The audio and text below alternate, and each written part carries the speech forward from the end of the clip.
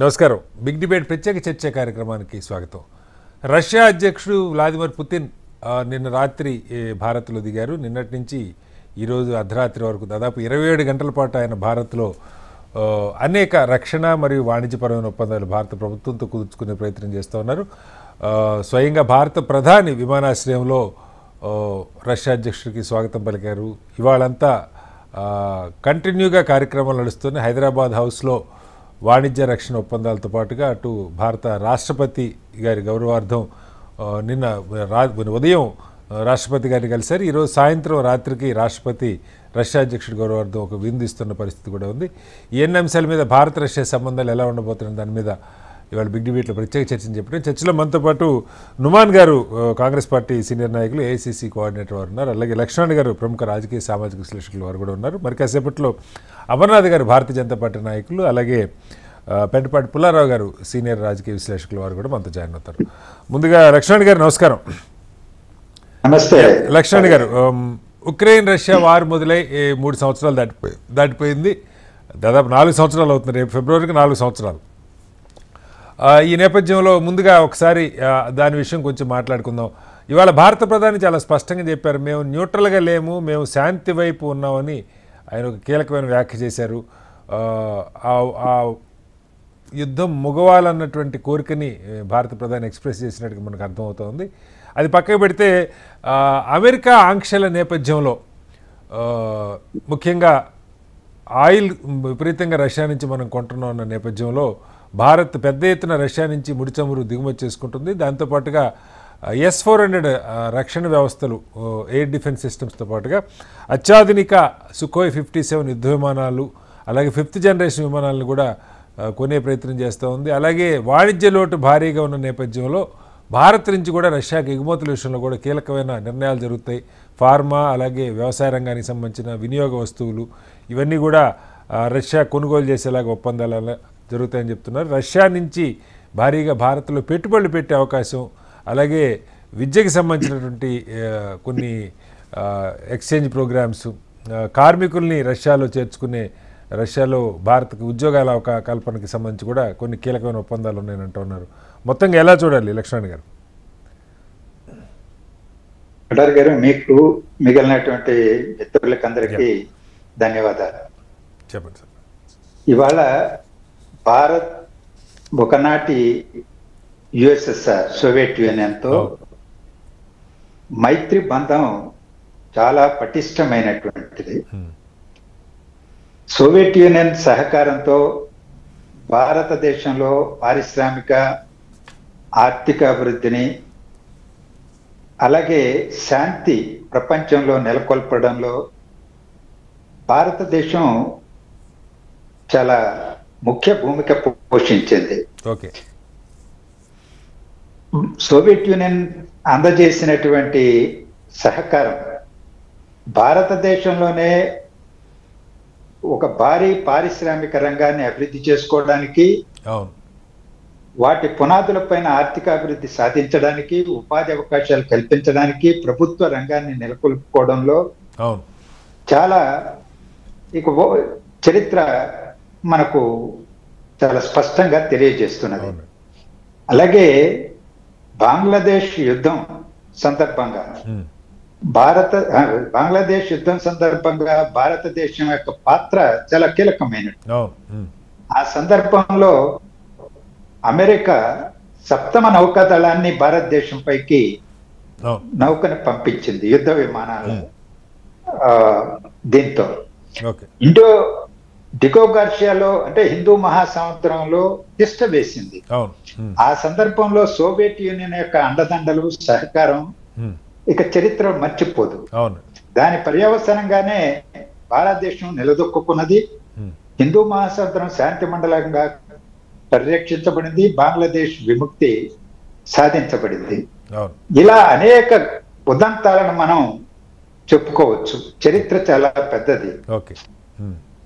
ఈరోజు అక్కడ USSR లేదు, అదృశ్యమైపోయింది, పతనమైపోయింది.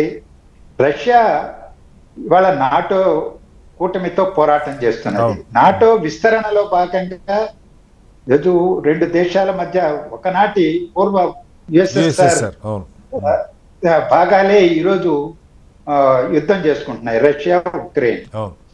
సో ఈ కారణం ఏంటి? నాటో విస్తరణ కాంక్ష, అమెరికా విస్తరణ కాంక్ష. ఓకే. అనేక దేశాలని నాటోలో కలిపేసుకున్నది. ఇవాళ ఉక్రెయిన్ ను కూడా ప్రలోభపెట్టి తీసుకోవడానికి ప్రయత్నం చేసి రష్యాకు కంటిలో కునుకు లేకుండా చేసేటువంటి పరిస్థితి వచ్చింది కాబట్టి ఆ యుద్ధం ఈరోజు మొదలైంది, కొనసాగుతున్నదని మనందరికీ తెలుసు. సో ఇలా అలాగే మన పక్కన ఉన్నటువంటి పాకిస్తాన్కి ఏ విధంగా ఉద్దగిస్తున్నదో, ప్రత్యేకించి ట్రంప్ ఈ మధ్య కాలంలో చేసినటువంటి ప్రయత్నాలు, పాకిస్తాన్ ఆర్మీ చీఫ్ కి ఆయన డిన్నర్ ఇవ్వడము, ఆయనతో మాట్లాడడం, రాజకీయ నాయకత్వాన్ని, దేశాధినేతను కూడా పక్కన పెట్టి సైన్య అధికారులను ఏ విధంగా మచ్చుకు చేసుకుంటుందని మనం చూస్తున్నాం. సో మనకు కంటికిలో కునుకు లేకుండా చేస్తున్నటువంటి పాకిస్తాన్ తో ట్రంప్ ప్రభుత్వం నిర్వహిస్తున్నటువంటి వ్యవహారం ఇవాళ మనకు కనిపిస్తున్న పూర్వరంగంలో పుతిన్ భారతదేశానికి రావడం, భారతదేశంతో ఒప్పందాలు చేసుకోవడానికి చర్చలు జరపడం స్వాగతించదగిన పరిణామం. డాలర్ ఈరోజు చూస్తున్నాం, రూపీ వాల్యూ దారుణంగా పడిపోయింది. ఈ రూపాయి విలువ బాగా పడిపోయినటువంటి నేపథ్యంలో డాలర్ పెత్తనాన్ని కట్టడి చేయాల్సినటువంటి అవసరం కూడా ఉంది. రష్యాతో మనకి వాణిజ్య ఒప్పందాలు రూపుల్ ఒప్పందాల మీద జరుగుతున్నాయి. అది ఎంత పెరిగితే అంత మన ఆర్థిక వ్యవస్థకు, అంతర్జాతీయ వాణిజ్యానికి మేలు జరుగుతుంది. అలాగే చైనాతో కానీ ఇతర దేశాలతో మన రూపీతో వాణిజ్యం చేసేటువంటి అవకాశాలు మెరుగు చేసుకోవాలి. డాలర్ పెత్తనాన్ని తగ్గించాలంటే, అమెరికా యొక్క పెత్తనాన్ని తగ్గించాలంటే, ఈరోజు రష్యాతో మీరు ఆయిల్ కొనడానికి వీల్లేదని పెత్తనం చేసేటువంటి ట్రంప్ విధానం, అమెరికా విధానం చాలా హానికరమైనది. వాళ్ళు డిక్టేట్ చేయడానికి ఈరోజు మనం ఏ దేశంతో అయినా వ్యాపార వాణిజ్య సంబంధాలు నెలకొల్పుకుంటాం. మనం రష్యాతో చేయొద్దు, చైనాతో చేయొద్దు, ఇంకెవరితో చేయొద్దు, నాతోనే చేయాలి, నేను చెప్పినట్టు వినాలనేటువంటి ఒక పోలీసు మనస్తత్వంతో ట్రంప్ వ్యవహరిస్తున్న నేపథ్యంలో పుతిన్ పర్యటన చాలా ప్రాధాన్యత, అంతర్జాతీయ ప్రాధాన్యత ఉన్నదని నేను అభిప్రాయపడుతున్నాను. మళ్ళీ వస్తాను సార్, మళ్ళీ వస్తాను లక్ష్మణ్ గారు, మళ్ళీ వస్తాను. నుమాన్ గారు, నిజంగానే భారత్ రష్యా వారు చెప్పినట్టు ఈవెన్ మనకి హైదరాబాద్లో బిహెచ్ఎల్ లాంటి కంపెనీలు పెట్టిన కొత్తలో ఫస్ట్ జనరేషన్ ఎంప్లాయీస్ అంతా రష్యన్ ఇంజనీర్స్తో కలిసి పనిచేశారు. పబ్లిక్ సెక్టర్ మొత్తం నెహ్రూ హయాంలో వచ్చిన పబ్లిక్ సెక్టర్ అంతా కూడా అప్పటి రష్యా సహకారంతో మనం వాటన్నిటిని, ఈవెన్ ఐఐటీస్ కానీ వీటన్నిటిలో కూడా రష్యా, అలాగే చెకోస్లోవేకియా కొన్ని దేశాల సహకారంతో భారత్ స్వాతంత్రం వచ్చిన తొలినాళ్లలో ఆర్థికంగా నిలదొక్కోవడానికి ఒక పునాదులను ఏర్పాటు చేసుకున్నది. ఆ బంధం కొనసాగుతూ వస్తుంది, రాజకీయాలు పార్టీలు ఏమన్నా సరే. అయితే ఈ మధ్యకాలంలో ఈవెన్ అమెరికాతో మనకి మంచి సంబంధాలు ఉన్నా కూడా ట్రంప్ వచ్చిన తర్వాత అవి కాస్త బెడిసి కొడుతున్న పరిస్థితి, అతని పెత్తందారి మనస్తత్వం, ఇది ఒకటి చూస్తున్నాం. అలాగే చైనాతో మనకి సరిహద్దు తగాదాలు నిరంతరంగా, మన బార్డర్ మార్చలేని పరిస్థితి. వీటన్నిటి నేపథ్యంలో ఒక బలమైన, కనీసం ఆర్థికంగా పెద్ద బలంగా లేకపోయినా సైనిక పరంగా, ముడి చమురు పరంగా కూడా మనకి రష్యా చాలా కీలకం, సహజ మిత్రత్వం ఉన్నది. దాన్ని కొనసాగించే ప్రయత్నమే ఇప్పుడున్న ప్రభుత్వం కూడా చేస్తున్నట్టుగా అనుకోవాలా, ఎలా అర్థం చేసుకోవాలి? Very good evening to you as well as Lakshmi Narayana garu and all the viewers. So essentially Putin visit to India గురించి మనం ఏదైతే ఈ రోజు మాట్లాడుకుంటున్నామో, ఈ రోజు నిన్న వారు వచ్చారు, as well as Hyderabad house లో they had a meeting and also today they were having a trade summit and evening ఈ రోజు డిన్నర్ కూడా పిలిచారు. దాంట్లో essentially ప్రధాన ప్రతిపక్ష నేత అయినటువంటి రాహుల్ గాంధీ గారు వద్దాం సార్, ఆ పాయింట్కి మనం చివరిలో వద్దాం. వ్యాలిడ్ పాయింట్ మాట్లాడదాం. ఎసెన్షియలీ ఏదైతే స్ట్రాటజిక్ డిస్కషన్స్ జరుగుతాయని చెప్పేసి అందరం భావిస్తున్నాము. దాంట్లో రెండు న్యూస్ మోస్ట్ ఇంపార్టెంట్లీ బయటికి వస్తున్నాయి. One news is about the fuel. Essentially uninterrupted fuel supply మేము చేస్తాము అని చెప్పేసి స్టేట్మెంట్ బయటకు వస్తుంది. సెకండ్ స్టేట్మెంట్ మనకు కావాల్సినటువంటి డిఫెన్స్ బ్రహ్మోస్ కానివ్వండి, కానివ్వండి లేటెస్ట్ టెక్నాలజీస్ తో వస్తాయి అని చెప్పేసి. కానీ ఎగ్జిస్టింగ్ ఏదైతే వారు ఆల్రెడీ సప్లై చేశారో దానికి కావాల్సినటువంటి స్పేర్ పార్ట్స్ ఈ రోజు కూడా కొరతగా ఉంది. అవి ఈ రోజుకి కూడా సప్లై సరిగ్గా జరగకపోవడం వల్ల defence is in currently trouble. So దాని గురించి ఆన్సర్ చేయాల్సిన అవసరం ఉంది. I would like to question essentially Congress ruling లో ఉన్నప్పుడు మీరు చెప్పినట్టు పండిట్ జవహర్లాల్ నెహ్రూ గారి టైం నుంచి ఏదైతే ఇన్స్టిట్యూషన్స్ ని మనం ఎస్టాబ్లిష్ చేసామో it is because of the friendly relationships, strategic relationships globally with all the countries. అందువల్ల ఇది జరిగింది. సుఖాయ్ కానివ్వండి, ఎంఐజీ కానివ్వండి, బ్రహ్మోస్ కానివ్వండి, all this would have happened only because of the friendly relationships with them. Now, ఇది వీరు enjoy చేస్తూ వీరు దానికి కావాల్సినటువంటి ప్రతిఫలాలు వారు ఇవ్వలేకపోతున్నారు. నేను ఎందుకు అంటున్నాను అని అంటే ఫ్యూయల్ ప్రైస్ మీరు ఒక్కసారి చూసుకుంటే డాక్టర్ మన్మోహన్ సింగ్ గారి గవర్నమెంట్ UPA 2 గురించి నేను మాట్లాడుతున్నాను. 2011 నుంచి 2013 సంవత్సరం ఆ టైంలో ఆ పీరియడ్ లో మీరు చూసుకున్నట్లయితే barrel price on an average $100 కింద ఉండేది. అప్పటికి కూడా మనకి రీటైల్ ప్రైస్ ఇక్కడ నుండి ఇండియన్స్ కి 66 రూపీస్ లో పర్ లీటర్ పెట్రోల్ దొరికేది. ఈ రోజు మనకి బ్యారెల్ రేట్ మీరు చూసుకున్నట్లయితే $58 నుంచి $63 మధ్యలో ఉంది. అంత తక్కువ రేట్ కి మనకు వస్తున్నా సరే ఒకవేళ రష్యా నుంచి మనం ఫ్యూయల్ ఇంపోర్ట్ చేస్తున్నప్పుడు today we're getting a discounted price. అది దాదాపు $1 నుంచి $2 మధ్యలో తక్కువలో మనకి దొరుకుతుంది. ఆ తక్కువలో దొరుకుతున్నప్పుడు మనము ఇండియన్స్ గా ఏం భావించాలి అని అంటే 107 రూపీస్ ఉన్నటువంటి పెట్రోల్ ప్రైస్ 80 రూపీస్ కి మరి రాబోతుందా అని చెప్పేసి ప్రతి ఒక్క భారతీయుడు అడుగుతున్నారు. వారు విజిట్ కి వచ్చారు కాబట్టి మనకేం ఇండియన్స్ కి ఏం లాభం జరుగుతుంది అని చెప్పేసి మనం చూసుకోవాల్సిన అవసరం అంటే ప్రధానంగా నుమాన్ గారు మీరు చెప్పిన అంశం ఖచ్చితంగా రాజకీయమైన అంశం. బట్ మనం ఇవాళ మాట్లాడుకుంటుంది ఏంటంటే కీలకంగా రష్యాతో మన ఒప్పందాలు ఎలా ఉంది. ఉదాహరణకి ఈవెన్ మనకి ఎక్స్పోర్ట్ ఇంపోర్ట్లో కూడా ఈ భారీగా ముడి చమురు దిగుమతి చేసుకున్న క్రమంలో ట్రేడ్ డెఫిసిట్ భారీగా ఉంది. మన నుంచి అంత ఎక్స్పోర్ట్స్ రష్యాకి లేవు. ఆ గ్యాప్ మన నుంచి ఎక్స్పోర్ట్స్ పెరగడానికి ఒక ప్రయత్నం జరగాలని చెప్తూ ఉన్నారు. అలాగే మనతో పాటు చైనా కూడా వాళ్ళు సమానంగా ఆయుధాలు సప్లై చేస్తున్నారు. మనకి సుఖోయ్ 57 ఇస్తే వాళ్ళకి Su-35 అనేటువంటి యుద్ధ విమానాలు ఇస్తూ ఉన్నారు. సో ఈ చైనా మనకు రష్యా మనతో ఎంత సఖ్యంగా ఉన్నదో చైనాతో కూడా అంతే సఖ్యంగా ఉన్నట్టుగా మనకి అర్థమవుతుంది. సో కొంత ఈ అంశాలు ఏమైనా చర్చకు వస్తాయా? 100% అక్కడికి వస్తున్నాను సార్. మనకంటే ఎక్కువ సఖ్యతతో వారితో ఉన్నారు చైనాతో. నేను అదే అంటున్నాను, గల్వాన్ అటాక్ జరిగిన తర్వాత మనం Ukraine as well as Russia వారు జరుగుతున్నప్పుడు కూడా మనం చేసినటువంటి స్ట్రాటజిక్ మూవ్ సరిగా లేకపోవడం వల్ల ఈ రోజు చైనా మన దాంట్లో ఇంట్రూడ్ అవుతున్నా సరే మనకు లదాఖ్ ఏరియాలో యూనియన్ టెరిటరీ అయినటువంటి లదాఖ్ ఏరియాలో మీరు చూసుకుంటే దాదాపు 5180 square kilometres they have come into our country. కానీ వాళ్ళని ప్రశ్నించే క్వశ్చన్ చేసేది కూడా మన దగ్గర స్ట్రాటజీ లేకుండా పోయింది. Is it not because of our foreign policy? Is it not because of our failed foreign policy అని చెప్పదలుచుకుంటున్నాను. I don't want to talk about the politics at this moment. As you rightly said, we need to look at positively ఏం చేయగలుగుతాము అని చెప్పేసి. China దాదాపు 4000 products even today we are importing from China into India. మనం export చేసే శక్తి మనకు ఉంది. కానీ it is because of the tariffs what US has imported. Now we need to go to Russia and we have to do, but that is not happening. Exporters కి ఏ రకంగా వీరు relief తీసుకురాబోతున్నారో దాని గురించి ప్రశ్నించాల్సిన అవసరం ఉంది.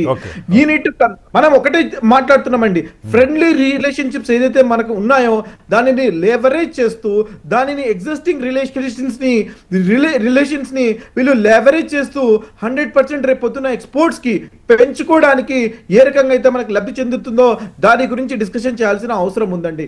At the same time how we're going to balance our ties with the US, that is most important sir.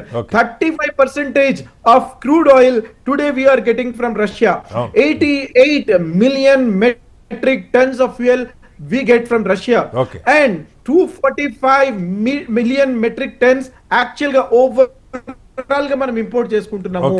అంటే 35% is coming from Russia. At the same time dollar rate ఇందాక లక్ష్మీనారాయణ గారు మాట్లాడుతున్నట్టు పెద్దలు ఏదైతే 90 కంటే ఎక్కువగా వెళ్ళిపోయింది, 90.22 if I'm not wrong. So ఈ రకంగా వారు ప్రధానమంత్రి గారు మోదీ గారు ప్రధానమంత్రి కాకముందు 50 కి అందరు లాదుగా 40 కి అందరు లాదుగా అని చెప్పేసి చెప్పారు. కానీ ఈ రోజు 90 కంటే పైన ఉంది.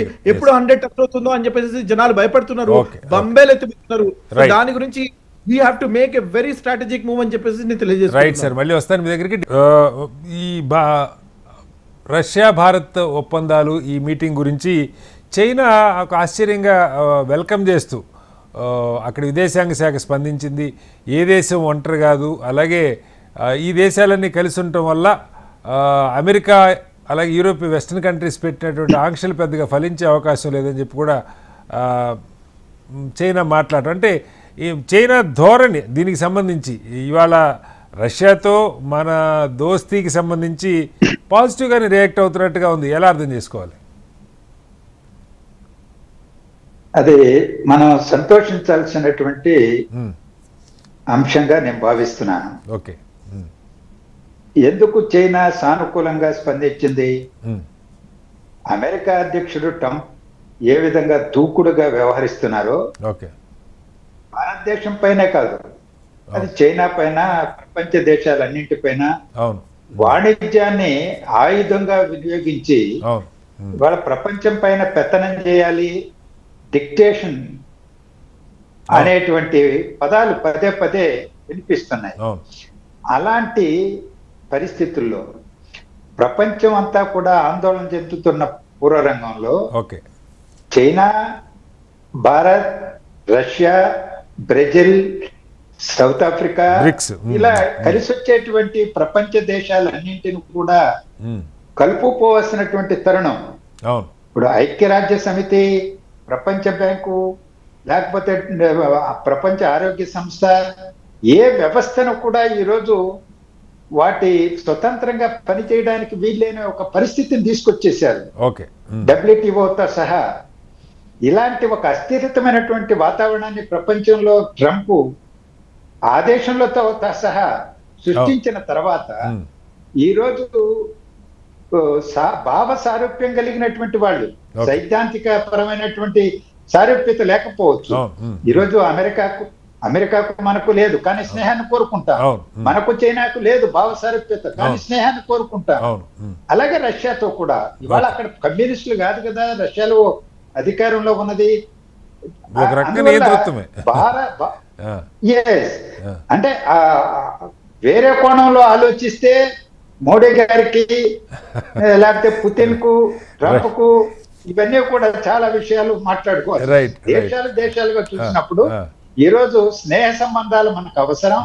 భావ సారూప్యత ఈ విషయంలో ఉన్నటువంటి వాళ్ళతో కలిసి ప్రయాణం చేసుకోవాలి. మన దేశ ప్రయోజనాలను కొలబద్దగా పెట్టుకొని దౌత్య నీతిని అనుసరించాల్సిన అవసరం ఉంది. ఈరోజు మోడీ గారి ప్రభుత్వం, ఎన్డీఏ కూటమి ప్రభుత్వం అనుసరిస్తున్నటువంటి విదేశాంగ విధానం అత్యంత లోపభూయిష్టంగా ఉంది. దాంట్లో అనుమానం లేదు. మనకు చైనా, మనకు బంగ్లాదేశ్, మనకు శ్రీలంక, మనకు నేపాల్, పాకిస్తాన్ సంబంధాలు ఎలా ఉన్నాయి ఇరుగు పొరుగుతో, ఇవన్నీ కూడా ప్రశ్నార్థకాలే. వాటిని వేరుగా చర్చించుకోవాలి. ఇవాళ పుతిన్ గారు వచ్చినటువంటి నేపథ్యంలో రష్యాతో మనకు ఎలాంటి స్నేహ సంబంధాలు ఉండాలి, కొనసాగించాలనే దానికే పరిమితమై మనం ఇంకొక కీలకమైన అంశం లక్ష్మణ్ గారు. ఇప్పుడు మనం ఉదాహరణకి రష్యాతో ఈవెన్ అమెరికాతో కంటే కూడా ఎక్కువగా జలాంతర్గాములు, సబ్మెరైన్స్ కావచ్చు, ఇప్పుడు $2 బిలియన్ జలాంతర్గాములకు సంబంధించిన ఒప్పందం అంటున్నారు. అలాగే మన ఎయిర్ డిఫెన్స్ S-400 రష్యా నుంచి, యుద్ధ విమానాలు సుఖోయ్ గతంలో 37 కావచ్చు, లేకపోతే ఇప్పుడు 57 కావచ్చు, ఇవన్నీ కూడా రష్యా నుంచి కొంటా ఉన్నాం. కొత్తగా ఇప్పుడు అణు రియాక్టర్లు కూడా మనకి కుంభకోణం దగ్గర ఉన్న అణు రియాక్టర్లో 2 పనిచేస్తున్నాయి, 4 పనిచేయట్లేదు. దానికి కూడా రష్యా సహకారం కోరుతున్నాం. కీలకంగా రష్యా మన రక్షణ రంగంలో కీలక పాత్ర పోషిస్తుంది. అయితే టెక్నాలజీ ట్రాన్స్ఫర్ ఏమాత్రం లేదు లక్ష్మణ్ గారు. అంటే మనం వాళ్ళ దగ్గర నుంచి కొంటున్నాం తప్పితే, ఇప్పుడు ఇందాకే నుమాన్ గారు చెప్పారు, ఈవెన్ స్పేర్ పార్ట్స్ కావాలన్నా కూడా షార్టేజ్ ఉన్నది. అలాగే ఇప్పుడు గతంలో కొన్ని మనం విన్నాం, రఫేల్ యుద్ధ విమానాలు మరొకటో కొంటున్నప్పుడు ఏం చేస్తున్నాం అంటే ఓవర్ పీరియడ్ ఆఫ్ టైం ఆ టెక్నాలజీ ట్రాన్స్ఫర్ ఇండియాకి కావాలని ఒక కండిషన్, అది ఎంతవరకు అయిందని నాకు తెలియదు, కానీ అలాంటి ఒక కండిషన్ కావాల్సిన అవసరం ఉందా, లేకపోతే పూర్తిగా మనం డిపెండ్ అయిపోవట్లేదు అన్న పాయింట్లో కూడా ఎలా అర్థం చేసుకోవాలి? వాళ్ళ ఒక రష్యాతోనే కాదు, గతంలో రాఫెల్ ఒప్పందం జరిగినప్పుడు కూడా ఇదే మనం డిమాండ్ చేశాం. భారతదేశంలోనే వాటిని తయారు చేయడానికి కానీ, స్పేర్ పార్ట్స్ కానీ, వీటన్నిటికి సంబంధించినటువంటి ఓ సామర్థ్యాన్ని సంపాదించుకోవాలి. టెక్నాలజీ సహా ఉపాధి కల్పనకు దోహదపడుతుంది. వాటి మీద విశ్వసనీయత పెరుగుతుంది. ప్రతిదానికి ఆ దేశాలు ఏ దేశంతో కొన్నామో ఆ దేశం మీద ఆధారపడే పరిస్థితి ఉండకూడదు ఒకటి. కానీ డిఫెన్స్ విషయాలపైన జరిగినంత చర్చ, ఒప్పందాలు, లేకపోతే కొనుగోళ్లు, లావాదేవీలు మిగిలిన వాటి మీద లేదు. వాళ్ళ ప్రపంచం మారిపోతున్నది. ప్రపంచం యుద్ధం మీద ఆయుధాలు అమ్ముకొని బతికేటువంటి దేశాలు, అమెరికా లాంటి దేశాలు కూడా ఇవే కోరుకుంటున్నాయి. మనం వాటి మీద పెట్టుబడులు ఎక్కువగా పెట్టడం కాకుండా మన వనరులను వృధా చేసుకోకుండా ఏదో పాకిస్తాన్ కి, చైనా నుంచి సరఫరా అయినటువంటివే మొన్న ఆపరేషన్ సింధూర్ సందర్భంలో వాళ్ళ అప్పర్ హ్యాండ్స్ వచ్చింది అని చెప్పి చర్చ కూడా జరుగుతున్నది. ఈ రోజు డిఫెన్స్ ఎక్విప్మెంట్ మీదనే కేంద్రీకరణ కాకుండా ఇతర ఇంతకుముందు ఉపాధి అవకాశాలు రష్యాలో కల్పించడానికి మీరు వెళ్ళుంటారు బహుశా గతంలో కమ్యూనిస్ట్ పార్టీ నాయకులుగా. గతంలో చాలా మంది ఇక్కడి నుంచి అక్కడ వెళ్ళి చదువుకునే వాళ్ళు సార్, ఎంబీబీఎస్ చదివి. ఇప్పుడు తగ్గిపోయి మంది. ఆ మాటకు వస్తే నేను ఆనాడు AISF all India students federation general సెక్రటరీగా నేను అప్లికేషన్స్ మీద సంతకం చేసి సిఫార్సు చేసి దాదాపు 100 మందిని పంపించుంటాను. ఆ చరిత్ర అంతా ఆ రోజు అది గతించిన చరిత్ర. ఇప్పుడు వాళ్ళు లేరు, కమ్యూనిస్టులు లేరు కదా అక్కడ. అయినా ఇవాళ అక్కడ ఉపాధి అవకాశాలు ఉన్నాయి. అమెరికాలో కుచించుకుపోతున్నటువంటి వెళ్ళగొట్టబడుతున్న పరిస్థితి ఈరోజు వేరే చోట్ల ఎక్కడెక్కడ అవకాశాలు ఉన్నాయో వెతుకులాడుకోవాల్సిందే, వాటిని సద్వినియోగం చేసుకోవాల్సిందే. అది రష్యాలో అయినా సరే. అలాగే స్వదేశంలో ఉపాధి అవకాశాలు పెంచడానికి అవసరమైనటువంటి మార్గాన్వేషణ జరగాలి, వాణిజ్య ఒప్పందాలు జరగాలి. మన దేశంలో వ్యవసాయ ఉత్పత్తులు ఉన్నాయి, లేదా చిన్న చిన్న పరిశ్రమలు తయారు చేసే ఉత్పత్తులు ఉన్నాయి. వాటికి ఈ రోజు అమెరికా మార్కెట్ లేకపోవడంతో ఇతర దేశాల్లో మార్కెట్ ని వెతుక్కోవాల్సిన పరిస్థితి. రష్యా కూడా ఒక మార్కెట్ మనకు అనుకూలంగా ఉంటే ఏం చేయగలం అనేది ప్రభుత్వం ఆలోచించాలి, ఒప్పందాలు చేసుకోవాలి. డిఫెన్స్ ఒకటే కారణం ఇది కాదు. అవును, మళ్ళీ వస్తాను సార్ మీ దగ్గరికి. మనతో పుల్లారావు గారు కూడా జాయిన్ అయ్యారు. పుల్లారావు గారు నమస్కారం. హలో పుల్లారావు గారు, మ్యూట్లో ఉన్నట్టున్నారు, ఒకసారి అన్మ్యూట్ చేయండి సార్. ఓకే. యా పుల్లారావు గారు, పుతిన్ పర్యటన జరుగుతుంది, ఢిల్లీ మొత్తం రక్షణ వలయం ఉందంటున్నారు. కీలకంగా 3 అంశాలు చర్చకు వస్తున్నాయి. ఒకటి, రష్యా యుక్రెయిన్ వార్ తర్వాత పరిస్థితులు, భారత్ శాంతి వైపు ఉన్నదని స్పష్టంగా ప్రధాని చెప్పడంతో పాటుగా రక్షణకి సంబంధించిన ఎయిర్ డిఫెన్స్ సంబంధించినటువంటి ఒప్పందాలు, రష్యా నుంచి మన కొనుగోళ్లు, అలాగే ముడి చమురు కొనుగోళ్లు, ఇది ఒక అంశం అయితే రక్షణకి సంబంధించిన కొనుగోళ్లు. రెండవది, వాణిజ్య లోటు చాలా భారీగా ఉంది రష్యాతో మనకి. ఈ మధ్యకాలంలో మరీ ఆయిల్ ఇంపోర్ట్స్ పెరిగిన తర్వాత క్రూడ్ ఆయిల్ ఇంపోర్ట్స్ ఆ గ్యాప్ మరింత పెరుగుతుంది. కాబట్టి భారత్ నుంచి కూడా ఎక్స్పోర్ట్స్ పెరగాలని ఒక ప్రపోజల్ ఉంది. ఏం జరుగుతుంది, ఎలా ఉంది ఈ డిస్కషన్స్, ఎలా తెలుసుకోవచ్చు? మనం యుక్రెయిన్ వార్ స్టార్ట్ అవ్వక ముందు నుంచి అప్పుడు 2% మన ఆయిల్ కొనేది, బయట రష్యా నుంచి కొనేవాళ్ళం 2%. రీసెంట్ గా 4-5 నెలల క్రితం 50% దాటిందని నా జ్ఞాపకం. మళ్ళీ ఈ నెలలో తగ్గించారు. ఈ నెలలో తగ్గింది, 35% ఉందని అంటున్నారు నుమాన్ గారు. తగ్గింది. ఎందుకంటే ఒక కన్ను శాంక్షన్స్ మీద కూడా వేసాం. మనకి అమెరికాతో అన్ని విషయాల్లో పోరాడలేం. ఇరాన్ తో అమెరికా శాంక్షన్స్ వేసినప్పుడు 6 నెలలు, సంవత్సరం టైం తీసుకుని ఆప్ చేశాం. ఇప్పుడు గేమ్లు ఏంటంటే ఇంతట్లోకి యుక్రెయిన్ తో శాంతి వస్తుంది, గొడవ ఉండదని. సో తప్పకుండా వచ్చిన ప్రాబ్లం మనకి రష్యాకి ఏంటంటే, ఇప్పుడు ఏదో ఆ హ్యూమన్ అంటున్నా మ్యాన్ పవర్ ఏమైనా ఎక్స్పోర్ట్ ఆ నోట్ వచ్చిందా లేదో నాకు తెలియదు. 5 లక్షల మందిని ఏదో ఎంప్లాయ్ చేస్తా ఉన్నారు రష్యాలో, మిగతా క్రాఫ్ట్స్ లో లాగా. అలాంటిది వస్తే మనకి ఎక్స్పోర్ట్స్ పెరుగుతాయి, లేకపోతే కష్టం. రష్యాకి మనకి ఒకనప్పుడు ఉండే సిచ్యువేషన్, రష్యా కమోడిటీ ఎక్స్పోర్టర్ ఎక్కువగా. ఎస్, ఆర్మ్స్ ఎక్స్పోర్ట్ చేస్తుంది. పూర్వం నుంచి మంచి ఎక్స్పీరియన్స్, వాళ్ళకి మంచి సైంటిఫిక్ నాలెడ్జ్ ఉండేది. ఆ కమ్యూనిస్ట్ టైంలో బాగా ఇన్వెస్ట్ చేశారు కమ్యూనిస్ట్ రెజిమ్స్. ఆ ఇన్ఫ్రాస్ట్రక్చర్ ఉన్నది, ఆ ఫౌండేషన్ ఉన్నది. కానీ ఇప్పుడు మీరు చూస్తున్నారు కదా, టెక్నాలజీ అంతా అమెరికాకి వెళ్ళిపోయింది. అన్ని టెక్నాలజీ కంపెనీలు, ఆర్టిఫిషియల్ ఇంటెలిజెన్స్ లేకపోతే చైనా దగ్గర ఉన్నాయి. సో రష్యాకి మనతో మంచి సంబంధాలు ఉండినా మనం కొనేది, మన గోధుమ అక్కర్లేదు. ఇప్పుడు ఒకప్పుడు కొన్నాం రష్యా నుంచి, యుక్రెయిన్ ఎక్స్పోర్ట్ చేసేది, యుక్రెయిన్ రష్యాకి గ్రానరీ. ఇవన్నీ ఉన్నాయి ప్రాబ్లమ్స్. రష్యా ఈ యుద్ధం తర్వాత ఎక్కడికి వెళ్తుందో మనకు తెలియదు. 1980 నుంచి 90 వరకు ఆఫ్ఘాన్ యుద్ధం అవ్వాక ఆ స్ట్రెస్కి ఆ గవర్నమెంట్ పడిపోయింది. కమ్యూనిస్ట్ గవర్నమెంట్ ఎంతో ఖర్చు పెట్టేశారు. అది ఇప్పుడు ఎలాంటి స్ట్రెస్ వస్తుంది దీని మీద? ఇప్పుడు కూడా కాదు సార్, ఇప్పుడు కూడా మనకి క్రూడ్ ఆయిల్ అక్కడి నుంచే కొంటా ఉన్నాం భారీగా. రెండోది S-400 మొన్న ఆపరేషన్ సింధూర్లో పాకిస్తాన్ మన మీద దాడి చేస్తే తట్టుకున్నది S-400 ఎయిర్ డిఫెన్స్ సిస్టమ్, అది కూడా రష్యాదే. రష్యా నుంచి కొంటున్నాం ఇప్పుడు కూడా భారీగా ఆయుధాలు. కరెక్ట్. కానీ ఆయిల్ ఎక్కువ కొంటాం అమెరికా నుంచి కొంటాం మొదలు పెట్టాం లాస్ట్ 2 months. మీకు తెలుసు కదా. ముఖ్యంగా నేను అనుకుంటుందా ఎకనామిక్స్ అంత ఈజీగా మనకి రష్యాకి సెట్ అవుతుందా? మనకు కావాల్సిన వస్తువులు వాళ్ళ దగ్గర ఉన్నాయా? వాళ్ళ అమ్మాయి మనకు కావాలా? చమురు తప్ప అది చూడాలి. కానీ ఒక పెద్ద విషయం ఏంటంటే రష్యాతో మనకి సంబంధం చైనా మీద మంచి ఇంపాక్ట్ వచ్చింది. తప్పకుండా రష్యా చైనా మంచి సంబంధాలు ఉన్నాయి. నా వ్యూ ఏమిటంటే గత 2 సంవత్సరాలు బట్టి వ్లాదిమిర్ పుతిన్ రష్యన్ ప్రెసిడెంట్ చాలా వరకు చైనాని కన్విన్స్ చేశాడు. మీరు భారతదేశంతో హాస్టిలిటీస్ ఉంటే పాకిస్తాన్ పెట్టి ఇది పెట్టి ఉంటే మొత్తం ప్రపంచంలో మీకు వీక్నెస్ వస్తుంది, మనకు వీక్నెస్ వస్తుంది. భారతదేశం మన పక్కన ఉన్న దేశం, పెద్ద దేశం. వాళ్ళు అమెరికాతో యూరోప్ తో సంబంధాలు పెట్టుకున్నారు. అది సోఫెన్ చేశాడు. చైనా చాలా వరకు సోఫెన్ చేశాడు.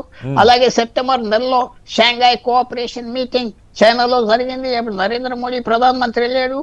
అప్పుడు పుతిన్ అందరూ ఉన్నారు, అందరూ చూశారు. అక్కడ కూడా పుతిన్ కూడా చాలా సాయం చేశాడు భారతదేశానికి. అమెరికాని అడ్రస్ చేస్తూ సెప్టెంబర్ 3వ తారీఖు ఇలాగా అమెరికా పెద్ద దేశాలని భారతదేశం చైనాని అవమానం చేసి థ్రెటన్ చేయటం మంచిది కాదు. ఆఫ్టర్ ఆల్ రెండు పెద్ద దేశాలు అమెరికా పార్ట్నర్స్ కదా. అదే ఆ రోజు నుంచి అమెరికాలో ఎవరు మన తిట్టం మానేశారు. గవర్నమెంట్, ప్రెసిడెంట్, క్యాబినెట్ మినిస్టర్స్ ఇటు చేసే పని చేస్తున్నారు కానీ అవమానాలుగా మాట్లాడట్లేదు. సో పుతిన్ చాలా మంచి ఉపయోగపడ్డాడు భారతదేశానికి. మీరు ప్యూర్ గా వాళ్ళ ఎకనామిక్ నీడ్స్ అంటున్నారంటే నేను అనుకుంటున్నా మ్యాన్ పవర్ ఒక పెద్ద సోర్స్ అవ్వచ్చు. మ్యాన్ పవర్ ఎక్స్పోర్ట్ 5 లక్షల మందో 10 లక్షల మందో అది సెట్ అవుతే భారతదేశానికి రష్యాకి సంబంధం బాగా పెరుగుతుంది. నిరుద్యోగ సమస్య కూడా కొంత తగ్గే అవకాశం ఉంటుంది భారత్ లో. దీంతో పాటుగా చెప్పండి సార్. అదే మనకి ఎప్పుడైతే హ్యూమన్ రిలేషన్స్ పెరుగుతాయో ఆ దేశంతో మన సంబంధాలు పెరుగుతాయి. ఇవాళ మనకి UAE, Saudi Arabia, Qatar, America, కొన్ని యూరోపియన్ దేశాలతో సంబంధం ఏంటి? మన మనుషులు వెళ్ళి అక్కడ ఉంటున్నారు, అక్కడ పనిచేస్తున్నారు. దాంట్లో తప్పేం లేదు. మనం స్కిల్స్ ఎక్స్పోర్ట్ చేస్తున్నాం.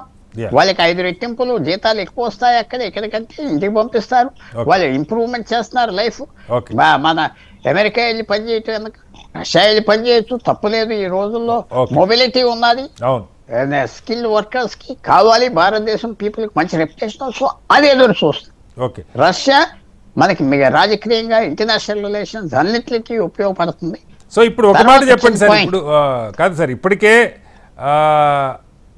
అమెరికాకి కంటగింపుగా ఉంది.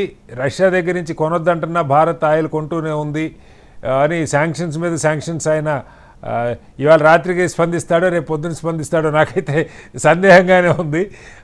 దీని నుంచి అంటే కొంత మనం స్వేచ్ఛ పొందినట్టే. ఎందుకంటే ఒకసారి రష్యా భారత్ మరింత దగ్గర అవుతూ చైనా కూడా కాస్త సహకారం ఇవ్వడానికి సిద్ధమైంది. సరే, బౌండరీ విషయాలు పక్కకు పెడితే కనీసం అమెరికాకి ధీటుగా నిలబడటానికి ఈ ఆర్థికంగా డాలర్ రేట్ కానీ ఇవన్నీ మనం చూస్తూ ఉన్నాం. ఇది కాస్త వెస్టర్న్ కంట్రీస్లో మళ్ళీ అవి తిరిగి పునరాలోచన చేయడానికి ముఖ్యంగా అమెరికా ఏమైనా ఉపయోగపడుతుందా? అది మనకి రష్యాతో మన బైలాటరల్ రిలేషన్షిప్ 1950 నుంచి తర్వాత ముఖ్యంగా అగ్రిమెంట్ 71 నుంచి ఇందిరాగాంధీ టైంలో జరిగిన అగ్రిమెంట్ నడుస్తుంది. బైలాటరల్ భారతదేశం అమెరికాతో కూడా పెంచుకోవటానికి సిగ్నల్స్ ఇస్తున్నారు. అమెరికాతో ఏం తగ్గించట్లేదు. యూరోప్ తో పెంచుకుంటున్నారు, రష్యాతో పెంచుకుంటున్నారు. భారతదేశం ఇప్పటి నుంచి కాదు, గత 50 సంవత్సరాల 80 సంవత్సరాలు చెప్పేది ఏంటంటే మేము ఒక దేశంతో సంబంధం ఇంకో దేశానికి హాని చేయాలని కాదు, మా గొడవలు మాయి. రష్యా మనకి సంబంధం మా ఇద్దరి మధ్యన. ఎవరినో టార్గెట్ చేయట్లేదు అన్నారు, చాలా వరకు ఒప్పుకుంటున్నారు.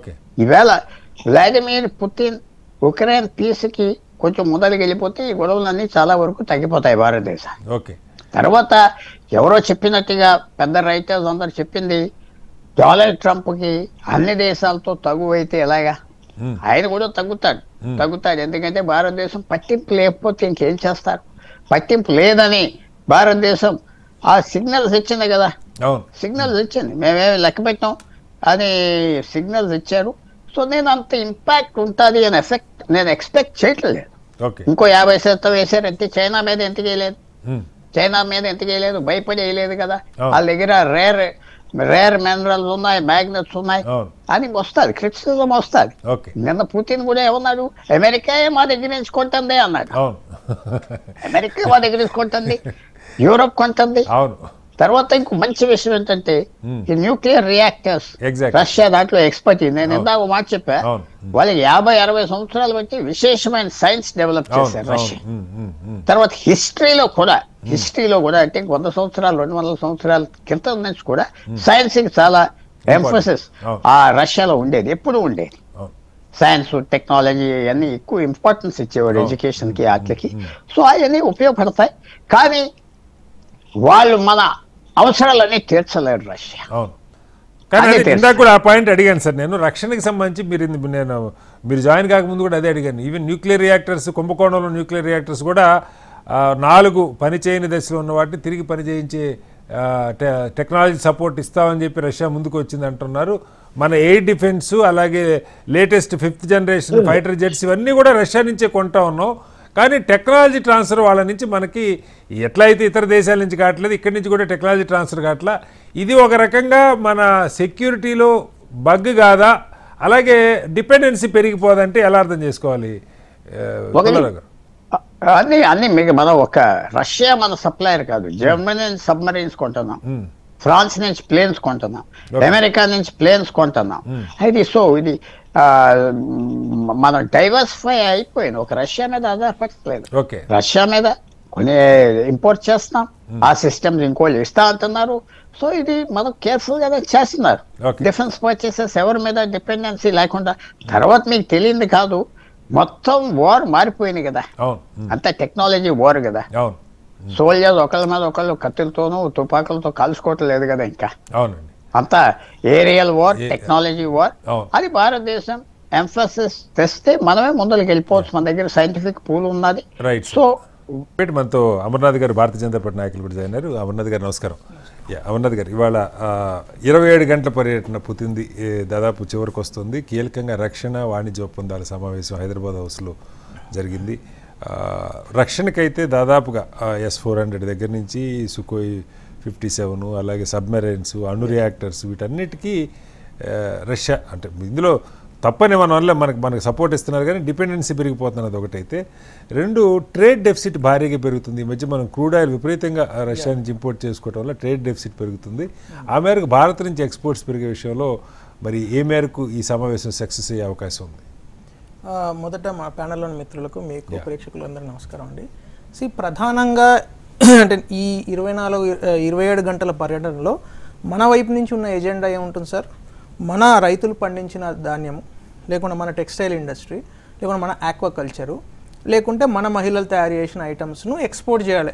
ఎందుకంటే ఇది అందరూ దాదాపు $69 బిలియన్ ట్రేడ్లో ఆల్మోస్ట్ 90% ఇంపోర్ట్స్, ఓన్లీ 10% ఎక్స్పోర్ట్స్. ఇది ముందు నుంచి మనందరం చర్చిస్తున్న విషయమే. అయితే దీనిలో ప్రధానంగా ఈరోజు మనము వారితో మాట్లాడిన సందర్భంలో ఈవెన్ ఇంపోర్ట్స్లో కూడా ఇప్పుడు సుఖాయ్, బ్రహ్మోస్ ఎట్లయితే మనము అడాప్ట్ చేసుకున్నామో, ఫుల్ ఫ్లెడ్జ్డ్ ట్రాన్స్ఫర్ అయిందో టెక్నాలజీ ట్రాన్స్ఫర్. ఇంతకుముందు టెక్నాలజీ ట్రాన్స్ఫర్ అంటే ఏంది? ఇప్పుడు మనం 10 సుఖాయ్ ఉన్నాం అనుకోండి, first 4 full import 100%, next 4 50% import, 50% technology transfer, last 2 అట్లా ఉంటుండే. ఇప్పుడు ఏం చేసాం? ఫ్రమ్ డే 1 అంటే ఫస్ట్ నుంచి కూడా 100% టెక్నాలజీ ట్రాన్స్ఫర్. ఇన్ఫ్యాక్ట్ మనం ఫ్రాన్స్తో కూడా సఫ్రాన్ అని లీప్ ఇంజన్ MRO ఇక్కడ తయారు చేసుకున్నాం హైదరాబాద్లోనే. అది 1300 కోట్లు పెట్టి ఇన్వెస్ట్ చేస్తున్నారు వాళ్ళు. అదే మన ఓవర్ హాలింగ్ అండ్ రిపేర్, దానికి సంబంధించి maintenance, over hauling and repair. So ఆ సెంటర్ ఫస్ట్ టైం అంటే అవుట్ సైడ్ ఫ్రాన్స్లో ఫస్ట్ టైం ఇండియాలో పెట్టారు, అది హైదరాబాద్లో పెట్టారు.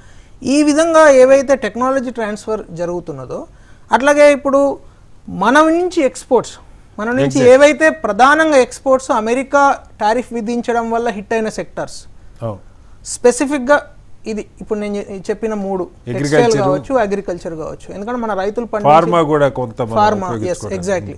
సో ఫార్మా ఈ రంగాలలో ప్రధానంగా భారతదేశం నుంచి రష్యాకు ఎక్స్పోర్ట్ చేయాలని.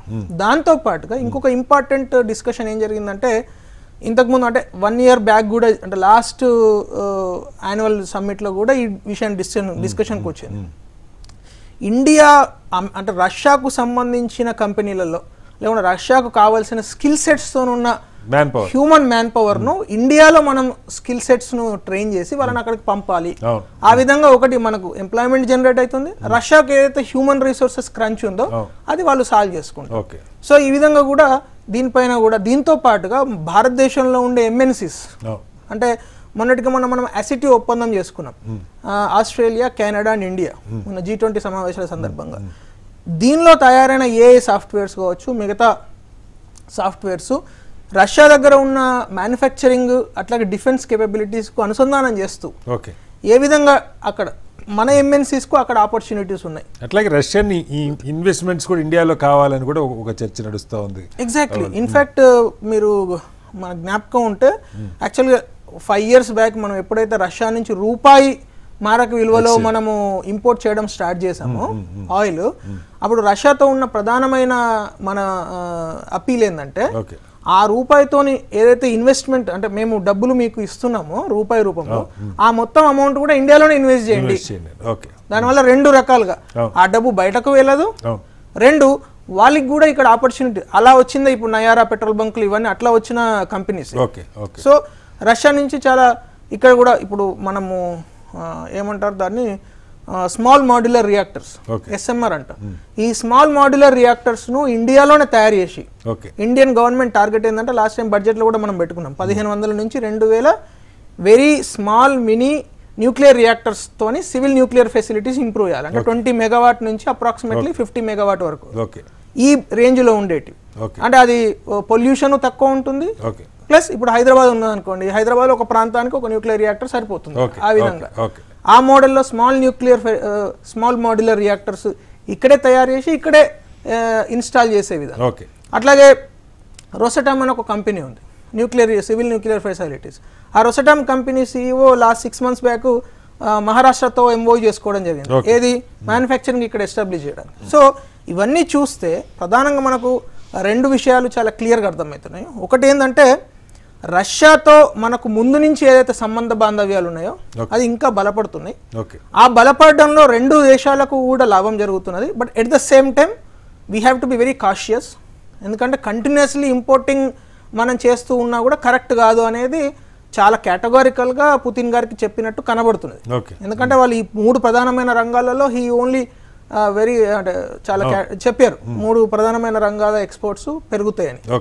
రెండోది మనకు అర్థమవుతున్నది ఏంటంటే వీరిద్దరి మధ్యలో ఉండే ఒక అంటే ఇండియా రష్యా మధ్యలో ఉండే ఒక బాండ్ ప్రపంచ దేశాలకు ఒక మెసేజ్.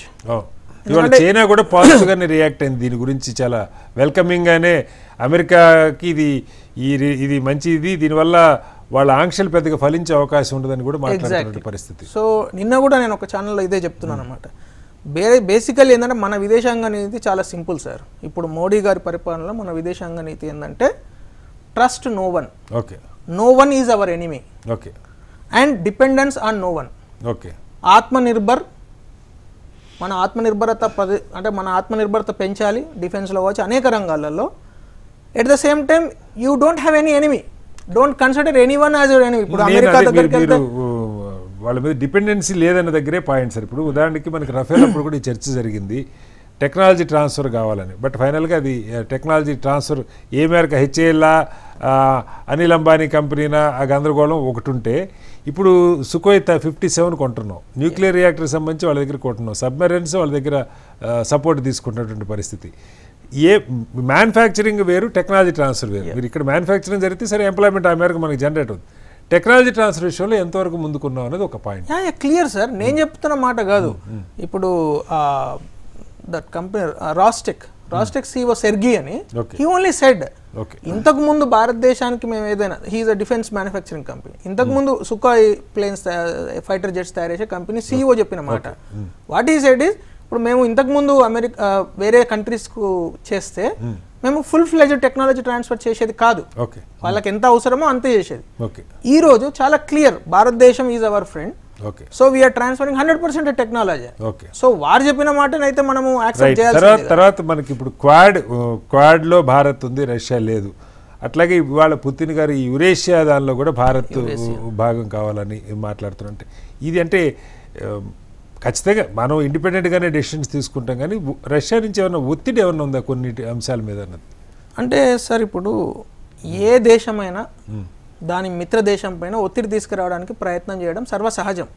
ఎందుకు ఆ దేశ ఇంట్రెస్ట్ ఆ దేశానికి ఇంపార్టెంట్, బట్ మన దేశ ఇంట్రెస్ట్ మన ఇంపార్టెంట్, మన రైతులు ఇంపార్టెంట్, మన మహిళలు, మన యూత్ మనకి ఇంపార్టెంట్. సో వెరీ వాళ్ళు చేసిన, but does it fit in our agenda? ఎందుకంటే మన ఎజెండాలో వాళ్ళు భాగం కావాలి. ఇప్పుడు మన వికసిత్ భారత్ 2047 అనే ప్లాన్ లో రష్యా ఎక్కడ సహాయం చేయగలుగుతుంది, ఎక్కడ అనుబంధంగా పనిచేయగలుగుతుంది, అమెరికా ఎక్కడ సెట్ అవుతుంది, లేకుంటే ఫ్రాన్స్ ఎక్కడ సెట్ అవుతుంది మనం కోరుకుంటాం. అంతేగాని వాళ్ళ ప్లాన్ లో మనం భాగస్వాములం అయితే మనం పిచ్చోళ్ళం అవుతాం ఫైనల్ గా. అట్లాగే గతంలో మనకి భారీగా ఇతర దేశాల కంటే ముఖ్యంగా మెడిసిన్ చదవడానికి రష్యా విపరీతంగా వెళ్ళేవాడు. ఇప్పుడు ఉక్రెయిన్ వెళ్తున్నారు, కిర్గిస్తాను, కజకిస్తాను, చైనా వెళ్ళేవారు. ఆ ఎడ్యుకేషన్ రిలేషన్స్, మ్యాన్ పవర్ ఎట్లయితే మీరు ఎక్స్చేంజ్ అన్నారో అక్కడ మనకు అవకాశాల కోసం విద్యకి సంబంధించి కూడా మన దేశంలో డిమాండ్ ఎక్కువ ఉన్నది. మనకి ఇన్స్టిట్యూషన్స్ అన్ని ప్రొవైడ్ చేయలేకపోతున్నాం, అంత ఇన్ఫ్రాస్ట్రక్చర్ పెట్టలేకపోతున్నాం. అది కూడా ఏదైనా ఒక ఎడ్యుకేషన్ ఇన్స్టిట్యూట్ అయితే ఏదో వాళ్ళది ఒక ఇన్స్టిట్యూట్ సినర్జీ కార్పొరేషన్ అనేది ఇన్నోవా ప్రొటిక్స్ అనే దాంతో ఒక ఎడ్యుకేషన్ ఇన్స్టిట్యూట్ ఢిల్లీలో అంటే కల్చరల్ ఎక్స్చేంజ్ కూడా అంటున్నారు. కానీ దాంతోపాటుకి ఈ టెక్నికల్ ఎడ్యుకేషన్, మెడిసిన్ వీటికి సంబంధించి కూడా ఏమైనా చర్చలు జరిగే అవకాశం ఉంది? అంటే ఇక్కడ ఒక చిన్న మాట నేను చెప్పాలనుకుంటున్నాను అండి, ప్రేక్షకులకు కూడా అర్థం కావాలి. చైనాతో కానీ రష్యాతో కానీ ఎప్పుడు కూడా మనకు FDI in education is 100% automatic రూట్లో అలో చేస్తున్నాం. కాకపోతే ఈ రెండు దేశాల నుంచి మన దేశంలో పెట్టుబడి పెట్టడానికి ప్రాబ్లం ఏంటంటే లాంగ్వేజ్. అక్కడ ప్రొఫెసర్స్ అందరూ వాళ్ళ లాంగ్వేజ్ లో రీసెర్చ్ చేసి ఉంటారు, వాళ్ళ లాంగ్వేజ్ లో వాళ్ళు కంఫర్టబుల్. సడన్ గా ఈ రోజు ఇండియాలో ఒక భాగస్వామ్య హైదరాబాద్ లోనే యూనివర్సిటీ పెట్టాలనుకోండి, బిల్డింగ్ కట్టడం ఏముంది సార్, 4 సిమెంట్ ముక్కలు తీసుకొస్తే బిల్డింగ్ తయారైంది. కానీ ఎడ్యుకేషన్ కరికులం కానీ ఆ సిస్టమ్ కానీ అక్కడి నుంచి వచ్చే ప్రొఫెసర్స్ కానీ, సో దానికోసం కొంత వర్క్ చేయాల్సిన అక్కర ఉన్నది. మీరు అన్నది correct, this is a very good suggestion. అంటే ఎడ్యుకేషన్ సెక్టార్ లో especially higher education, technical education లో, మెడికల్ ఎడ్యుకేషన్ లో 100% రష్యా కావచ్చు, చైనా కావచ్చు. ఇప్పుడు నేను అక్టోబర్లో when I visited China, Beijing Peking University I visited. Such a marvellous institution, the kind of professors that they have and వాళ్ళకున్న facilities కానీ అలాంటి adoption if we allow them in India, అంటే ఇండియాలో ఏదైనా ఐఐఎం తోని కావచ్చు, ఐఐటితో పార్ట్నర్షిప్ లో చేస్తే అద్భుతమైన ఫలితాలు వస్తాయి. ఎందుకంటే ఇక్కడ సార్ మన ఐక్యూ అంటే average Indian IQ is much better than average Chinese IQ and average American IQ. కాకపోతే మనకు ఫెసిలిటీస్, ఇన్ఫ్రాస్ట్రక్చర్ కరెక్ట్ గా దొరికితే, ఒక పిల్లవానికి కరెక్ట్ ఇన్ఫ్రాస్ట్రక్చర్ ఇచ్చి కరెక్ట్ సమయంలో అవకాశం దొరికితే he can easily make one Google. దీంతో పాటు అక్కడ చదువుకునే అవకాశాలు కూడా నేను ఇందాక చెప్పింది. ఎందుకంటే మనకు ఉక్రెయిన్ వెళ్తున్నారు, అక్కడ ఇంగ్లీష్ కాదు కానీ కూడా సస్టైన్ అవుతున్నారు మన వాళ్ళు. బట్ రష్యాలో ఒకప్పుడు యుఎస్ఎస్ఆర్ ఉన్నప్పుడు ఉండేది, ఈ మధ్యకాలంలో అది ఆగిపోయింది. సంభవం రష్యా చదవడానికి వెళ్తున్న పరిస్థితి నేను వినలా. వేరే చోటుకు వెళ్తున్నారు సార్. ఇప్పుడు Manali, Philippines for example, Philippines చాలా పెద్ద యూనివర్సిటీ తయారైంది. ఇప్పుడు ఒక హైదరాబాద్ లో నాకు తెలిసి ఒక 50 ఏజెన్సీస్ ఉంటాయి, ఓన్లీ మనాలి సెంట్రిక్ గా పనిచేసే ఏజెన్సీస్. అట్లాగే ఆస్ట్రేలియా వెళ్తున్నారు చాలా మంది. సో మారుతూ ఉంటాయి, బట్ వాళ్ళ ఏమి రిస్ట్రిక్షన్స్ అయితే ఏమి లేవు. వాళ్ళు మన దగ్గరికి రావడానికి రిస్ట్రిక్షన్స్ లేవు, మనం వాళ్ళ దగ్గరికి వెళ్ళడానికి రిస్ట్రిక్షన్స్ లేవు నాకు తెలిసినంత వరకు. So just give me 10 seconds. So నేను ప్రధానంగా కంక్లూడ్ చేయాల్సిన అంశం ఏంటంటే, ఈరోజు ఏదైతే ఒక మెసేజ్ జాయింట్ స్టేట్మెంట్ వచ్చిందో, సో అది ప్రపంచ దేశాలకు ఎస్పెషల్లీ అమెరికాకు ఒక అద్భుతమైన మెసేజ్. భారతదేశం అంటే మీరు ఆడిపించే ఆట బొమ్మ కాదు, చాలా మా ఇంట్రెస్ట్లే మాకు ప్రధానం. భారతదేశంలో భారత సమాజం సెంట్రిక్ గానే మా ఇంట్రెస్ట్లు ఉంటాయి, మా పాలసీ ఉంటుంది అనేది ఒక అద్భుతమైన మెసేజ్ ఇవ్వడం జరిగింది. Right sir. నుమాన్ గారు ఇప్పుడు చెప్పండి, దీనిలో కూడా ఇప్పుడు రాజకీయం మీరు రైట్ చేశారు, ఇందాక అమర్నాథ్ గారు కూడా వచ్చారు. ఖచ్చితంగా ఇంపార్టెంట్ పాయింటే చెప్పండి మీ ప్రెజెంటేషన్. ప్రెసిడెంట్ ఆఫ్ ఇండియా ఇవ్వబోతున్నటువంటి హోస్ట్ డిన్నర్ సంబంధించి. let me ask my friend Amar garu, essentially ఏదైతే వీరు అంటున్నారో స్ట్రాటజిక్ మూవ్ తో పోతున్నాము, గ్లోబల్లీ కార్నర్ కాకుండా ఒకవైపు ఐసోలేట్ కాకుండా మనం చేస్తున్నామని చెప్పేసి అంటున్నారు. నేను ఒక్కటే విషయం అడగదలుచుకుంటున్నా. గత 10 సంవత్సరాల్లో in house make in India అని చెప్పేసి చెప్పారు, Atma Nirbhar Bharat, self reliant India అని చెప్పేసి చెప్పారు. I'm asking a straight question to you. Congress government ఉన్నప్పుడు, Congress government right from Pandit Jawaharlal Nehru గారి దగ్గర నుంచి డాక్టర్ మన్మోహన్ సింగ్ గారి దగ్గర వరకు you have seen we have contributed to India. BrahMos కానివ్వండి, ఆరిహన్ న్యూక్లియర్ సబ్మెరైన్ కానివ్వండి, తేజస్ కానివ్వండి, ఆకాష్ మిసైల్ కానివ్వండి, ఎస్ బ్రాండ్ రేడార్ సిస్టమ్స్ కానివ్వండి, ఇవన్నీ ఇక్కడ లోకల్ ఇన్ హౌస్ లో డెవలప్ చేసినాము. కానీ వీరు ప్రధానమంత్రి అయిన తర్వాత 12 సంవత్సరాలుగా ఉంటూ ప్రధానమంత్రిగా కంటిన్యూ చేస్తూ వీరు ఇండియన్ డిఫెన్స్ సిస్టమ్స్ కి ఏ కాంట్రిబ్యూట్ చేశారో నేను ఒక్కసారి మీ ద్వారా నేను అడగదలుచుకుంటున్నా. చెప్పడానికి make in India, that is a very straight question. I want to get an answer from Amar garu. You please tell me, what have you contributed in the last 12 years making the claims of Make in India, telling that you are going to do everything inbuilt in India, but what have you done? Right, Can you please tell me an answer? Right, మళ్ళీ వస్తాను మీ దగ్గరికి ఒకసారి sir, నేను లాస్ట్లో తీసుకుంటాను. లక్ష్మణ్ గారు, ఇందాక రుమాన్ గారు అమర్నాథ్ గారు రాకముందు ఒక కీలకమైన అంశం, సరే రష్యా అధ్యక్షుడు వస్తారు, మనం అన్ని వ్యాపారం, వాణిజ్యం, రక్షణ అన్ని మాట్లాడుకుంటాం, కానీ ఇందులో ఒక రాజకీయం కూడా మిళితం అయిపోయిందా? ఇవాళ ప్రెసిడెంట్ ఆఫ్ ఇండియా హోస్ట్ చేస్తున్నటువంటి డిన్నర్కి ప్రధాన ప్రతిపక్ష నాయకుడిని కానీ కాంగ్రెస్ పార్టీ జాతీయ అధ్యక్షుడు కానీ ఆహ్వానించలేదు. ఏమంటారు, పుట్టు మీద కారం చల్లినట్టుగా శశిధరూర్ గారిని అయితే పిలిచారని వాళ్ళు గొడవ, ఆయన్ని ఇన్వైట్ చేశారు, ఏ హోదాలో అన్నది ఒక అంశం. సో ఇవి రాజ్యసభలో లీడర్ ఆఫ్ అపోజిషన్ గా ఉన్నటువంటి మల్లికార్జున్ ఖర్గే గారిని ఇన్వైట్ చేయలేదు, పార్లమెంట్ రాహుల్ గాంధీ గారు మీరు అడిగిన ప్రశ్న నేనే అడిగాను. ఒకసారి ఎనలిస్ట్ ఒపీనియన్ కూడా తీసుకొని ఫైనల్ గా అమర్నాథ్ గారి దగ్గరికి వద్దాం. క్విక్ గా లక్ష్మణ్ గారు, ఎందుకు ఇలా జరుగుతాయి? కటారి గారు, మనది పరిణతి చెందిన ప్రజాస్వామ్య వ్యవస్థ కాదు. అలాంటి సంస్కారము, సంస్కృతి చెందాలని కోరుకునే వాళ్ళలో నేను ఒకడిని. ఈ విదేశాల నుంచి అతిథులు వచ్చినప్పుడు, రాష్ట్రపతి డిన్నర్ ఇస్తున్నప్పుడు, పార్లమెంటులో ప్రాతినిధ్యం ఉన్న వాళ్లే కాదు, మిగిలినటువంటి రాష్ట్రాలలో ముఖ్యమంత్రులుగా ఉన్న వాళ్ళను కూడా గౌరవార్థం ఆహ్వానించినటువంటి చరిత్ర గతంలో ఉన్నది. అది మంచి సాంప్రదాయం కూడా. ఒకవేళ లేకపోయినా దాన్ని ఇంట్రడ్యూస్ చేయాల్సినటువంటి అవసరం ఉంది.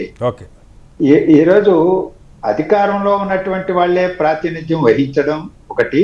రెండవది, ఎవరైతే డిసెంట్స్ గా ఉంటారో, రెండవ అభిప్రాయం వ్యక్తం చేస్తూ ఒక కాంట్రవర్షియల్ పర్సనాలిటీస్ గా ప్రతిపక్షాల్లో ఉంటారో వాళ్ళను ఆహ్వానించడం, తద్వారా ఏం మెసేజ్ ఇస్తున్నారు, అది ప్రజాస్వామ్య వ్యవస్థకు కూడా మంచిది కాదు అనేది నా అభిప్రాయం. రైట్ సార్, టైం తక్కువ ఉంది. పుల్లారావు గారు, రాహుల్ గాంధీ గారు ఇవాళ ఇంకొక స్టేట్మెంట్ కూడా ఇచ్చారు దీనికి సంబంధించి.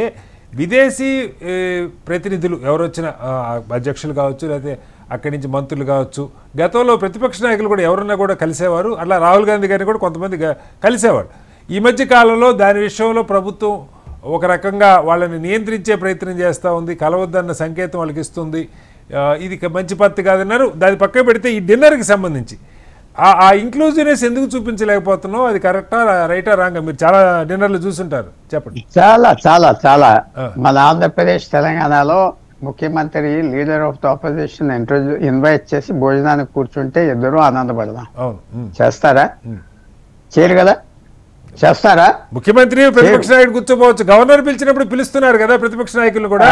ఒకటి ఆ సంస్కృతి అక్కడ చాలా చాలా నీరు యమునాలో వెళ్ళిపోయింది ఢిల్లీలో.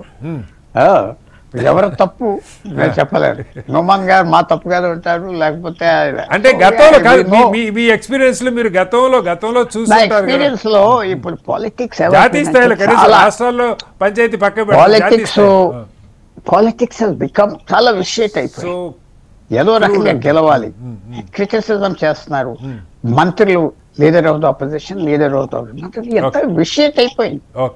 ఇంకా ఆ అట్మాస్ఫియర్ పాడైపోయాక మీరు తప్పు చేశారు, నేను తప్పు చేశానంటూ కష్టం. ఎవరో పెద్ద ప్రెసిడెంట్ ఆఫ్ ఇండియా హోస్ట్ చేస్తున్న ప్రోగ్రామ్ కొన్ని కనీస ప్రోటోకాల్స్ కూడా ఉండవు. దీంట్లో చాలా బిట్టర్ గా ఉన్నది కదా సమస్య, ఒకళ్ళ మీద మధ్యన చాలా బిట్టర్ అయిపోయింది. రైట్ సార్, అమర్నాథ్ గారి biggest sir I want to add A comment here sir. I will take just 30 seconds. India is the largest democratic country in the world అని చెప్పేసి అంటుంటాం సార్ మనము. ఈ రోజు డెమోక్రసీలో ఈ రోజు పార్లమెంట్ జరుగుతున్నటువంటి తరుణంలో, ఈ రోజు ప్రెసిడెంట్ గా ఉన్నటువంటి, ఈ రోజు విందు ఇస్తున్నటువంటి తరుణంలో, పుతిన్ గారు వచ్చినటువంటి తరుణంలో డెమోక్రసీని సెలబ్రేట్ చేసుకోవాలా, ఇండియా యునైట్ గా ఉంది అని చెప్పేసి చూపించుకోవాల్సిన అవసరం ఉంది. కానీ మోదీ గారు ఒక మోనార్క్ లాగా. రైట్ సార్, మీ పాయింట్ వచ్చింది. ఒకసారి వారి ఆన్సర్ కాదు అమర్నాథ్ గారు, ఇక్కడ నా పాయింట్ ఏంటంటే పెద్ద అక్కడ భిన్నాభిప్రాయాలు వ్యక్తం చేయటం ఇస్ ఓన్లీ కర్టసీ డిన్నర్ అంతే కదా. ప్రెసిడెంట్ ఆఫ్ ఇండియా విష్ చేస్తారు, కూర్చుంటారు, అయిపోద్ది, డిన్నర్ చేస్తారు, ఏదో 2-4 మాటలు, అదేమి వ్యతిరేకంగా మాట్లాడేది ఉండదు, అభిప్రాయాలు చెప్పే అవకాశం ఉండదు, ఫార్మల్ డిన్నర్. దీనికి ఆహ్వానించకపోవటం, దాంతోపాటు మిగతా వారు అడిగిన ప్రశ్న కూడా మీకు టైం ఉంటే చెప్పండి. బట్ ఒక 7 ఏళ్ల క్రితము 8 ఏళ్ల క్రితము అసలు ఫారిన్ సాయిల్ మీద ఒక ఆపోజిషన్ పార్టీ లీడర్ వెళ్ళి ఇండియన్ డెమోక్రసీ ఇన్ డేంజర్ అని అంటాడా అని కూడా ఆశ్చర్యపోయినాం. ఈరోజు మీరు ఒక ప్రెసిడెంట్ ఇచ్చే డిన్నర్లో మరి అట్లా మాట్లాడతారా అని మనం ఆశ్చర్యపోతున్నాం. రేపు జరుగుతుంది, అది కూడా జరగచ్చు. ఎందుకంటే మనం ఇప్పుడు ఉన్న పరిస్థితులలో ఎందుకు పిలవలేదో నాకు తెలియదు. If I were him or if I were the invited, definitely నేను ఇన్వైట్ చేసేటప్పుడు అది ఆలోచిస్తాను. ఎందుకంటే ఒక 8 ఏళ్ల క్రితం వాజ్పేయి గారిని, అప్పుడు పివి నరసింహారావు గారు వాజ్పేయి గారిని ఆపోజిషన్ లీడర్ను ఐక్యరాజ్య సమితిలో పంపించారండి. మరి అక్కడికి వెళ్ళి ఆయన Indian democracy is in danger అని అన్నారా? ఎప్పుడు అనలేదు కదా. ఎగ్జాక్ట్లీ మారినప్పుడు మారిన పరిస్థితులకు తగ్గట్టు ఆ సందర్భానికి దానిలో చాలా విషయాలు ఉంటాయి కదా, సెక్యూరిటీ రీజన్స్ ఉంటాయి. పార్లమెంట్ తీసుకొచ్చారు. సెక్యూరిటీ అంటే security means not only bomb కదా, anything is security. So Rahul Gandhi రావటంకి సెక్యూరిటీ రాహుల్ గాంధీ గారు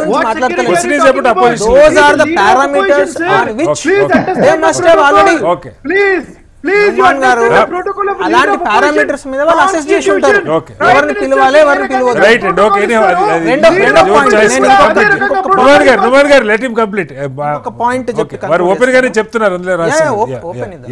అయితే ఇక్కడ వారు అడిగారుగా ఇందాక అసలు మీరు ఏం చేశారని. సార్ 2014 పూర్వం ఇండియన్ డిఫెన్స్ ఎక్స్పోర్ట్స్ వర్ 60 crores 60 కోట్ల రూపాయలు. ఈ రోజు 25,000 కోట్ల రూపాయలు. ఎన్ని శాతం, ఎన్ని వందల ఎక్స్పోర్ట్ చేశారని వారు అడిగింది టెక్నాలజీ పాయింట్ చెప్పారు. Defence exports. నేను ఇంకొకటి చెప్తాను, మొన్న దుబాయ్ ఎయిర్ షోలో AMCA ఫ్లైట్ 100% ఇండియాలో తయారైన HAL manufactured Indian air craft jet fighter మొన్న షో చేసింది. దయచేసి యూట్యూబ్ లో వెళ్ళి కళ్ళున్న వాళ్ళు ఎవరైనా చూసుకోవచ్చు. అది షో చేసింది, అది ఏది దుబాయ్ ఎయిర్ షోలో. It is the first Indian made 100% made in India fighter jet sir, AMCA. You go and search. Right sir, మొత్తంగా రష్యా అధ్యక్షుడి ఈ పర్యటన ఫలప్రదం కావాలని కోరుకుందాం. దానిలో భారత్కి సంబంధించి రష్యా నుంచి పెద్ద ఎత్తున ఆయిల్ దిగుమతి చేసుకునే నేపథ్యంలో ఎక్స్పోర్ట్స్ కూడా ఏ మేరకు పెరుగుతారనేది కీలకంగా ఉంది. అలాగే రష్యా మనకి సహజ మిత్రుడు, దశాబ్దాలుగా రష్యాతో సంబంధం కొనసాగింపుగా ఉండాలని చెప్తున్నారు. దీనిలో రాజకీయాలకి అతీతంగా ప్రభుత్వాలు వ్యవహరించాల్సిన అవసరం ఉంది. ఇవాళ అధ్యక్షుడు భారత రాష్ట్రపతి ఇస్తున్న విందులో ప్రధాన ప్రతిపక్ష నాయకుడిని, అలాగే లోక్సభ రాజ్యసభ మల్లికార్జున ఖర్గే గారిని కూడా ఆహ్వానించలేదనేది ఒక విమర్శగా మిగిలిపోతుంది. ఎందుకు ఇలాంటివి జరుగుతూ ఉన్నాయి, జాతీయ స్థాయిలో జరిగే వాటిలో కూడా ఒక ఇంక్లూజివ్నెస్ ఎందుకు చూపించలేకపోతుంది ప్రశ్నార్థకంగా ఉంది. చర్చలో పాల్గొన్న అమర్నాథ్ గారికి, అలాగే నుమాన్ గారికి, లక్ష్మణ్ గారికి, పుల్లారావు గారికి ధన్యవాదాలు. ఇది